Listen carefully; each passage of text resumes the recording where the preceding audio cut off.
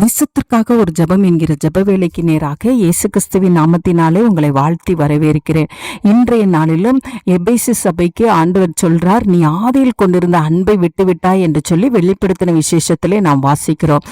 இன்றைய நாட்களே கிறிஸ்தவர்களாய் நாம் ஆதியிலே கொண்டிருந்த அன்பை விட்டு இருந்தோமானால் இன்றைக்கு தேவ சமூகத்தில் நாம் அர்ப்பணித்து மறுபடியும் தேவனே என்னை புதுப்பியும் என்று சொல்லி நாம் ஜெபிக்க போகிறோம். ஆதியிலே ரட்சிக்கப்பட்ட பொழுதிலே நாம் அடிக்கடி ஜெபித்த நேரங்கள், அது மாத்திரமல்ல ரட்சிக்கப்பட்ட நாட்களிலே வேத வசனத்தின் மேல் கொண்டிருந்த தாகம் இன்றைக்கு குறைந்திருக்குமானால் ஆண்டவரே மறுபடியும் என்னை புதுப்பியும் ஆண்டவரே என்று சொல்லி நாம் ஜெபிப்போம். அது மாத்திரமல்ல ரட்சிக்கப்பட்ட பொழுதிலே ஆண்டவர் மேல ஒரு தாகமும் ஆத்தும பாரமும் நிறைந்து காணப்பட்டிருக்கும்.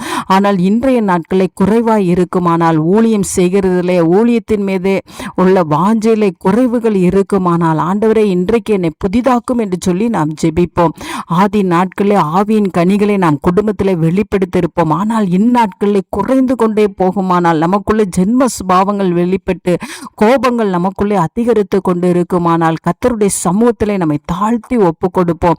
ஆண்டவரே மறுபடியும் என்னை புதிதாக்குங்க, பழையவைகள் எல்லாம் ஒளிந்து போகட்டும், மறுபடியும் என்னை புதிதாக்குங்க, புதிய சிருஷ்டியா என்னை மாற்றுங்க என்று சொல்லி ஆண்டவருடைய சமூகத்திலே நம்முடைய ஆவி ஆத்மா சரீரத்தை ஒப்பு கொடுத்து நம்மை நாமே உய்த்து ஆராய்ந்து பார்த்து தேவ சமூகத்தில் மறுபடியும் ஒரு புதிய பிரதிஷ்டைக்குள்ளாய் இன்றைய நாளில் கடந்து வரும்படியாய் நாம் மாத்திரமல்ல நம்முடைய தேசத்தில் இருக்கிற ஒவ்வொரு கிறிஸ்தவர்களும் கடந்து வரும்படியாய் இன்றைக்கு நாம் ஜெபிப்போம். நாம் யாவரும் கண்களை மூடி தேவனை நோக்கி பார்ப்போம்.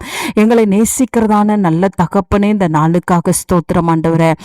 ஆண்டவரே, ரட்சிக்கப்பட்ட நாட்களிலே ஆண்டவரே, அபிஷேகம் பண்ணப்பட்ட நாட்களிலே ஆண்டவரே, தேவனுக்காக வைராக்கியமாய் இருந்த நாட்கள் இன்றைய தினத்திலே குறைவுபட்டு இருக்குமானால் கர்த்தர் ஒரு விசை மறுபடியும் கர்த்தர் புதுப்பிக்கும்படியாய் ஜெபிக்கிறேன்.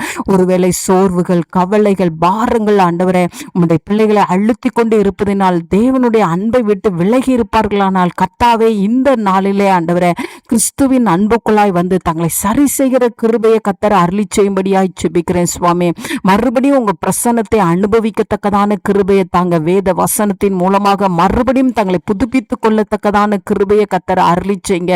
ஆண்டவரே, ஆதியிலே ரட்சிக்கப்பட்ட நாட்களிலே ஆண்டவரே ஊழியம் செய்வதிலே ஒரு ஆண்டவரே வாஞ்சியும் வைராக்கியம் இருந்த நாட்கள் இன்றைக்கு குறைவுபட்டு இருக்குமானால் கர்த்தாவே இந்த நாளில் மறுபடியும் உடைய பிள்ளைகளை தட்டி எழுப்பி ஆண்டவரே நீ பிரயாணம் பண்ண வேண்டிய தூரம் வெகு தூரம் என்று சொல்லி உடைய பிள்ளைகளை கர்த்தர் எழுப்பி விடும்படியாய் ஜெபிக்கிறேன். சுவாமி, உடைய பிள்ளைகள் எழும்பட்டும் ஆண்டவரே, கிறிஸ்துவுக்காக எழும்பட்டும் ஆண்டவரே. எங்க தேசத்துல எல்லா கிறிஸ்தவர்களும் ஆண்டவரே ஆதியிலே தேவன் மேல வைத்திருந்த அன்புக்கு நேராக திரும்புகிற கிருபையை தாங்க சுவாமி. ஆவியின் கனிகளை இடைவிடாமல் ஆண்டவரே வெளிப்படுத்தி கொண்டே இருக்க கர்த்தர் உதவி செய்யுங்க சுவாமி. எந்த இதுல குறைவுபட்டு இருக்கிறார்களோ இன்றைக்கு அந்த குறையிலிருந்து ஆண்டவரே மனம் திரும்பி ஆண்டவரே தேவ சமூகத்துக்கு நேராக ஓடி வருகிற கிருபையை தாங்க. அந்த நல்ல கிருபையை கர்த்தர் இந்த நாளில் ஊற்றுகிறீங்கப்பா, அதற்காய் ஸ்தோத்திரம். இயேசுவின் மூலம் ஜெபிக்கிறேன் நல்ல பிதாவே. ஆமேன், ஆமேன்.